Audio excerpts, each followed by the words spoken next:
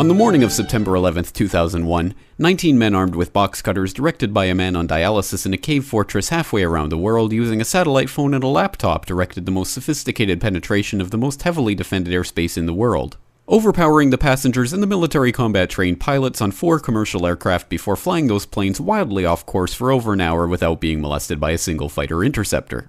These 19 hijackers, devout religious fundamentalists who like to drink alcohol, snort cocaine, and live with pink-haired strippers, managed to knock down 3 buildings with 2 planes in New York, while in Washington a pilot who couldn't handle a single-engine Cessna was able to fly a 757 in an 8,000-foot descending 270-degree corkscrew turn to come exactly level with the ground, hitting the Pentagon in the budget analyst office where DoD staffers were working on the mystery of the $2.3 trillion that Defense Secretary Donald Rumsfeld had announced missing from the Pentagon's coffers in a press conference the day before, on September 10th, 2001.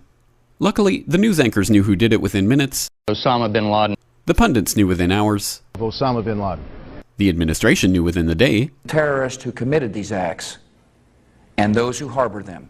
And the evidence literally fell into the FBI's lap. That a hijacker's passport was found blocks from the World Trade Center crash site, if you can believe that. But for some reason, a bunch of crazy conspiracy theorists demanded an investigation into the greatest attack on American soil in history. That investigation was delayed, underfunded, set up to fail, a conflict of interest, and a cover-up from start to finish. It was based on testimony extracted through torture, the records of which were destroyed. It failed to mention the existence of WTC-7, Able Danger, P-TECH, Sibel Edmonds, OBL and the CIA, and the drills of hijacked aircraft being flown into buildings that were being simulated at the precise same time that those events were actually happening. It was lied to by the Pentagon, the CIA, the Bush administration, and as for Bush and Cheney, well, no one knows what they told it because they testified in secret, off the record, not under oath, and behind closed doors. It didn't bother to look at who funded the attacks because that question is ultimately of little practical significance. Still, the 9/11 Commission did brilliantly answering all of the questions the public had, except most of the victims' family members' questions, and pinned blame on all the people responsible, although no one so much as lost their job, determining the attacks were failure of imagination. Because Nobody in our government, at least, and I don't think the prior government that could envision flying airplanes into buildings. Except the Pentagon, FEMA, NORAD, and the NRO. The DIA destroyed 2.5 terabytes of data on Able Danger, but that's okay because it probably wasn't important. The SEC destroyed their records on the investigation into the insider trading before the attacks, but that's okay because destroying the records of the largest investigation in SEC history is just part of routine record keeping. NIST has classified the data that they used for their model of WTC-7's collapse, but that's okay because knowing how they made their model of the collapse would jeopardize public safety. The FBI has argued that all material related to their investigation of 9/11 should be kept secret from the public, but that's okay because the FBI probably has nothing to hide.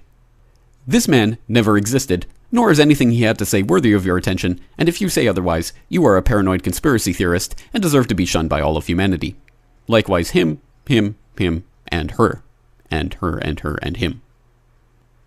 Osama bin Laden lived in a cave fortress in the hills of Afghanistan, but somehow got away. Then he was hiding out in Tora Bora, but somehow got away.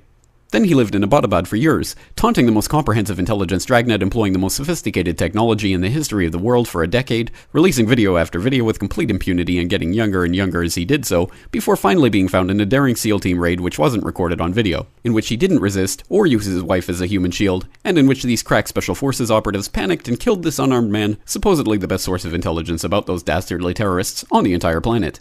Then they dumped his body in the ocean before telling anyone about it. Then a couple dozen of that team's members died in a helicopter crash in Afghanistan.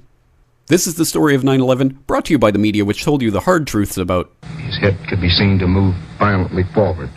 And they took the babies out of the incubators. And mobile production facilities. And the rescue of Jessica Lynch. If you have any questions about this story, you are a batshit paranoid tinfoil dog-abusing baby hater and will be reviled by everyone. If you love your country and or freedom, happiness, rainbows, rock and roll, puppy dogs, apple pie, and your grandma, you will never ever express doubts about any part of this story to anyone. Ever.